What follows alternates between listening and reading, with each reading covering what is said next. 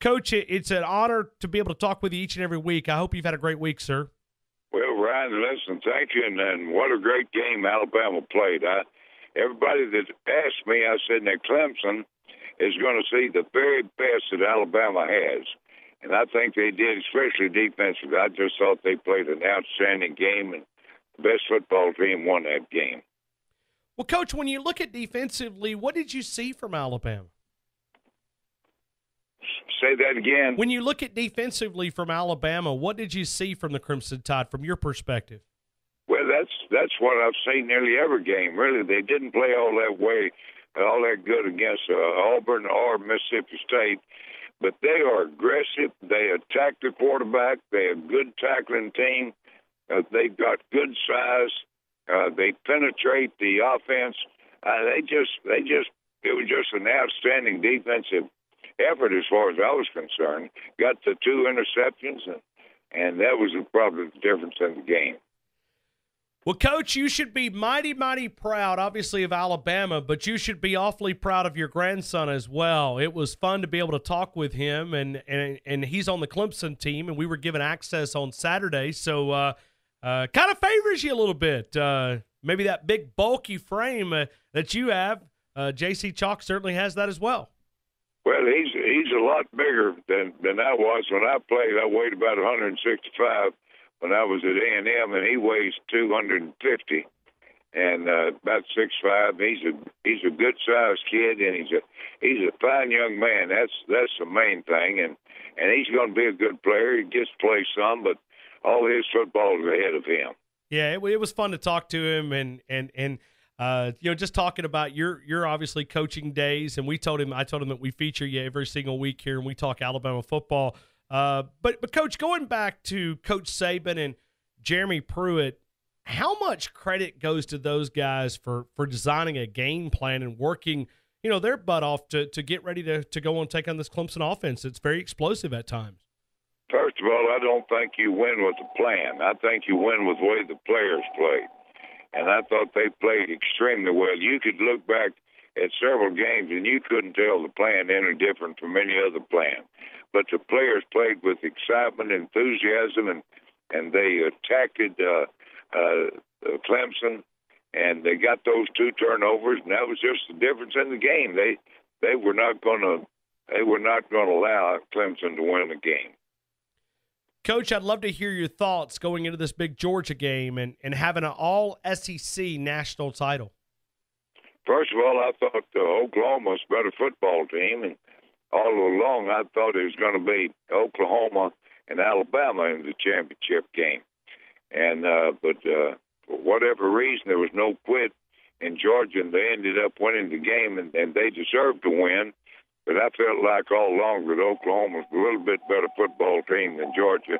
If I had my choice, I believe I'd rather play Georgia than I had Oklahoma. Coach, what was it like to get together with those Hall of Fame members, the inaugural induction into the Sugar Bowl, and to be able to sort of share some stories about, obviously, your connections with the Sugar Bowl?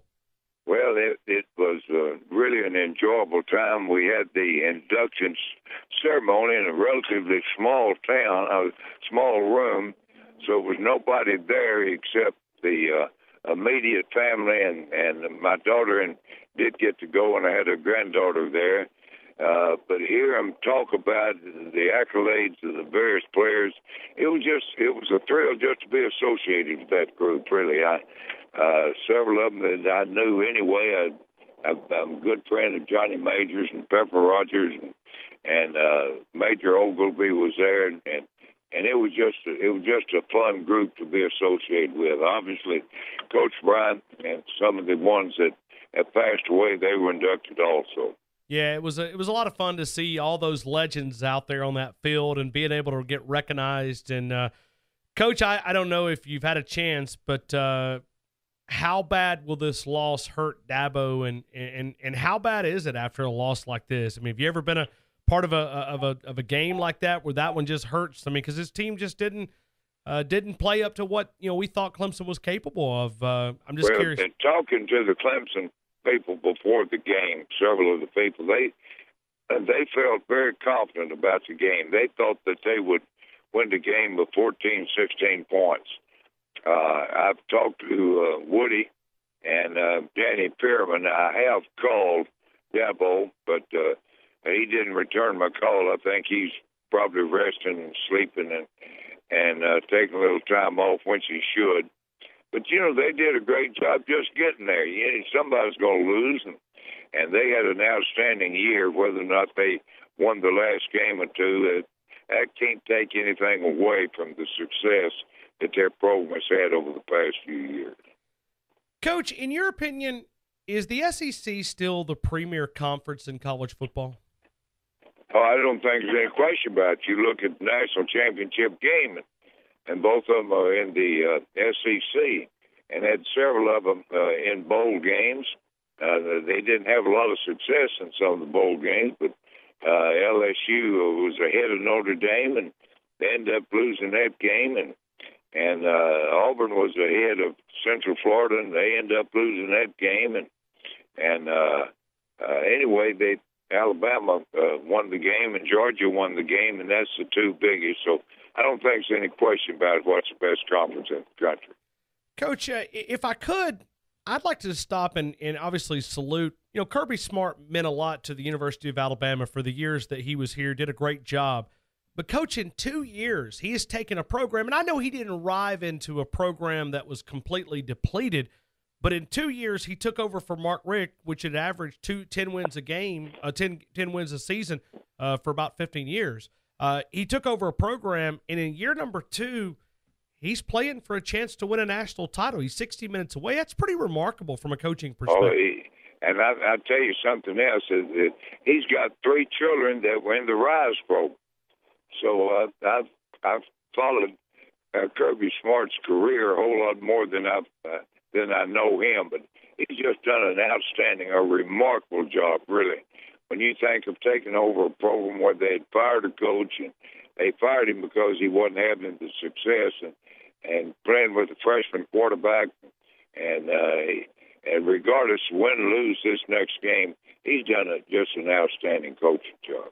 All right, Coach, I'm going to put you on the spot. Are you leaning one way in this game with Alabama and Georgia? Well, I think Alabama's going to win the game. I think they're the best football team. I thought they were the best football team really against Clemson. And I feel like Clemson could beat Georgia, and I feel like Alabama's going to beat Georgia. I don't mind going on the spot for that. Okay. Well, I didn't want to put you on the spot for the last few weeks. I wasn't going to do that with Clemson, Alabama, but I could read between the lines, Coach, for the last 4 or 5 weeks on this Alabama Clemson. So I wanted to pick your brain about that. Let's take some phone calls here. We're always honored to be able to talk with Coach Stallings, and it's a fun part of our program. As always, the guy that waits 45 minutes, Red, you're on with Coach Gene Stallings. Happy New Year, Coach. I hope you're doing well, sir. Hey, Red, I'm doing fine, and Happy New Year to you too, my friend. Thank you, sir. Hey, Coach, were you here in Alabama for the month of December at practice? Now say that again, Red. Were you here at the Alabama football practice for the whole month of December? Because that team Monday night looked a whole lot like that 92 team.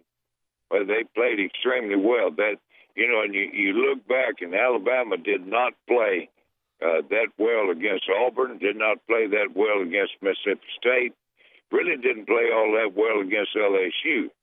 But they played extremely well against Clemson. That looked like the old Alabama team that I expected them to look like. Well, now, Coach Stallings, let me fill you in here. Red called up yesterday, and he accused me of saying that you were working behind the scenes to help Alabama prepare. He said, man, that looked like a Coach Stallings coach team out there on Monday night. Well, I'll assure you that Coach Saban does not need any help from me. He's done an outstanding job, and probably the premier coach in the country year after year after year, and he has his team ready to play the big games. I'll assure you that. Well, you still the best, as far as I'm concerned, Coach, but I understand. Coach, with your great expert knowledge of the game, and from what you've seen, how would you approach this Georgia team? How would I do what, Red? How would you approach this Georgia team going up against Georgia? I wouldn't worry about Georgia. I'd worry about Alabama. They're going to play what they've been playing all year. They could not even practice and show up for the game and just play the way they play. They can call the front, the coverage, and that's basically what they'll do. They'll win or lose the way Alabama plays, not the way Georgia plays. Well, Coach, there's a lot of people want to talk to you. It's always an honor to talk to you, Coach, and tell Miss Ruth Ann hello. May the Lord bless all with a wonderful year this year, Coach. Listen, and it's always good to talk to you, Red, and Happy New Year, and glad you're doing well. 205-342-9904. JK, as always, you're on with Coach Stallings. Hey, Coach, how you feeling today in this new year?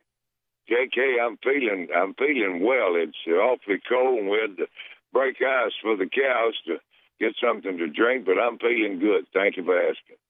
Well, it's about that cold here in Alabama, too, so I think we're kind of gripped in it for a while. Coach, yeah. You mentioned that you tried to call Dabo, and, of course, he seems to be recuperating from that Monday night game. But what advice would you have for Dabo on considering the turnout of the game? What advice you got for him? My advice to him is enjoy the season. They were, at the end of the regular season, they were the number one team in the country. And they lost the game. They lost the game against a good football team. And my advice to them was enjoy what they were able to accomplish, take a little time off, get ready for spring practice, and have another great year next year. That's exactly what I'd tell him. Not to worry about that loss at all. On the flip side of that, Coach, with Coach Saban going in to play Coach Smart in the Mercedes-Benz Dome in Atlanta, what advice would you have for Coach Saban today? My advice for Coach Saban is just play the way he played against Clemson. Offensively and defensively and kicking game, just duplicate what he did in the game before, and he'll come out a winner.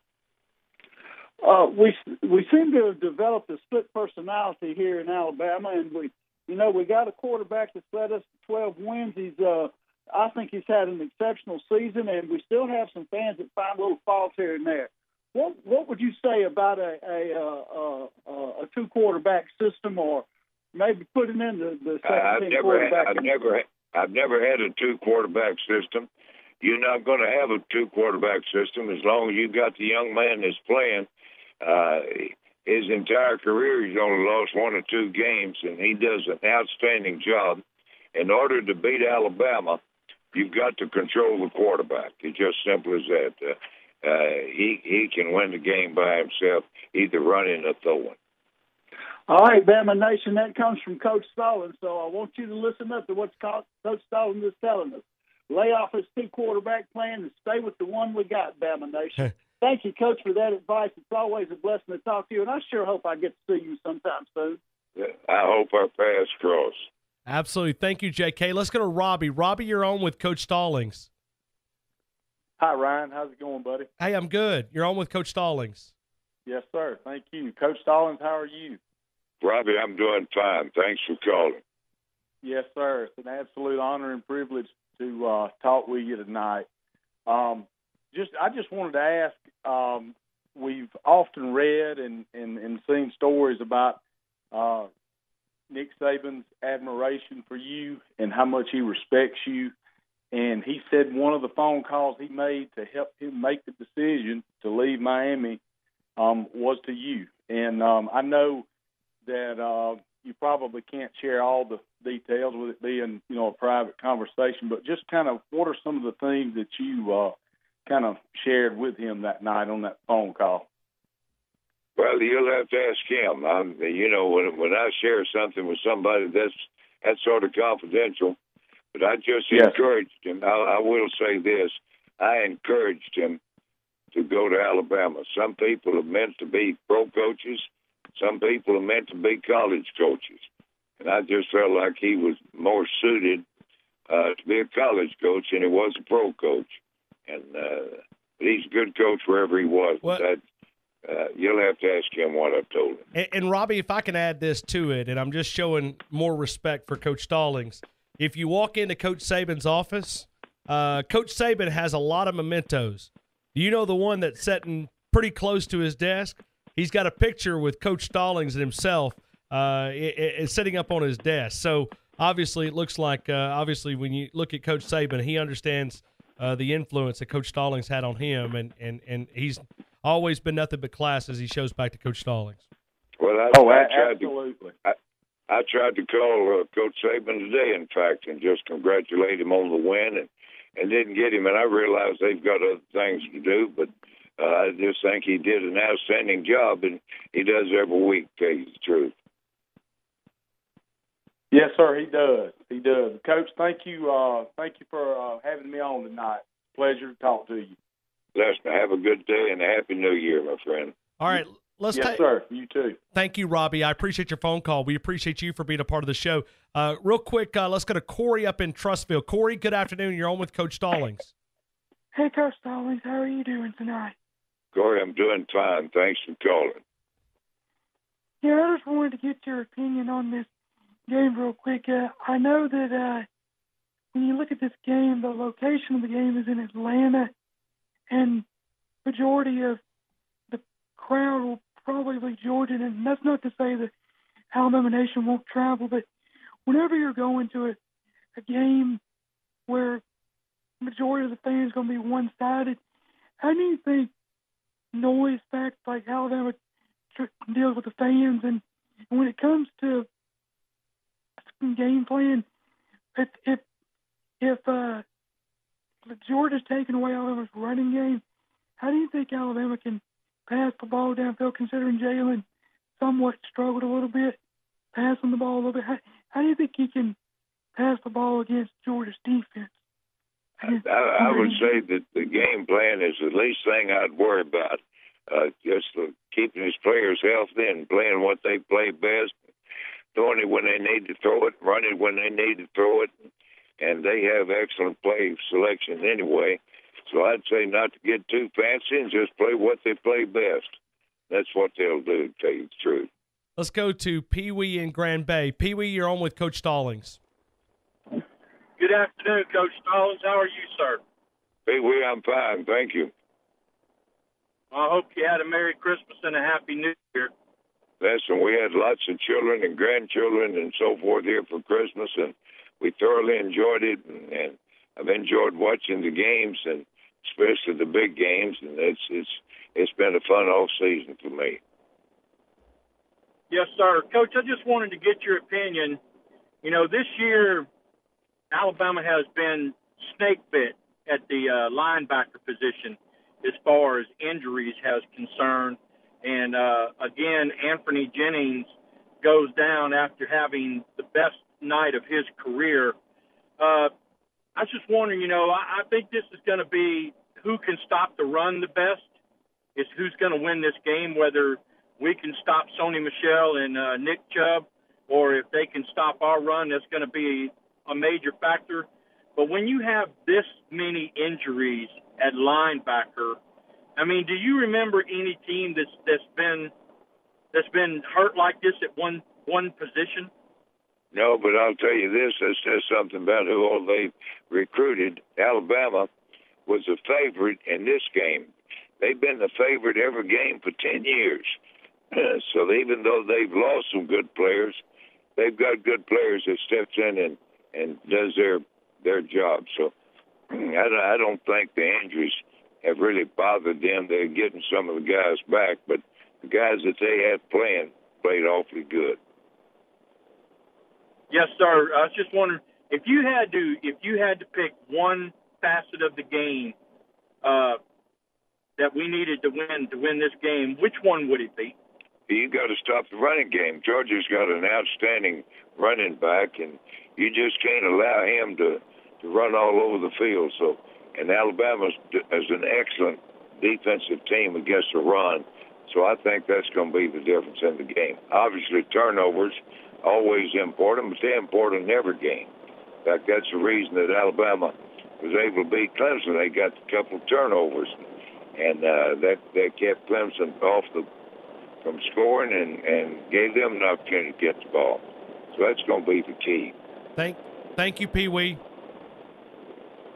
We appreciate Pee Wee's call there. I think he was drifting. Coach, can I squeeze in one more phone call here? Sure you can. All right, let's go Steve. Steve, you're on with Coach Stallings. Hello, Coach Stallings. How are you, sir? Steve, I'm fine. Thank you. Listen, I just this is not really a football phone call. I wanted to share this with you. My daughter, I had a daughter that's handicapped. She attended the RISE program back in 1997, and I met you. I met you on a golf course at a RISE charity golf course, or charity golf game, and I met you. And we putted on the same green, and that's where you were. And you put your arm around me, and you said, "Bless your heart." And that just meant more than me than you'll ever know. Well, I appreciate it, and the saddest day of my life when Johnny passed away. And you people that are blessed with special children, they're joy. There's no question about it. Well, she's now 26, and she's just great. And I can't thank you enough for what you've done. Well, I appreciate it, and I appreciate you mentioning that, and you hug her for me. I certainly will. Thank you, Coach Stallings. Thank you, Steve. Okay. And, Coach, I think those stories echo a lot of people's sentiments around what you mean to this community when you talk about the awareness that you brought about Down syndrome and special needs kids. I'm sure that story reflects a lot of parents that you have offered a lot of encouragement in this community.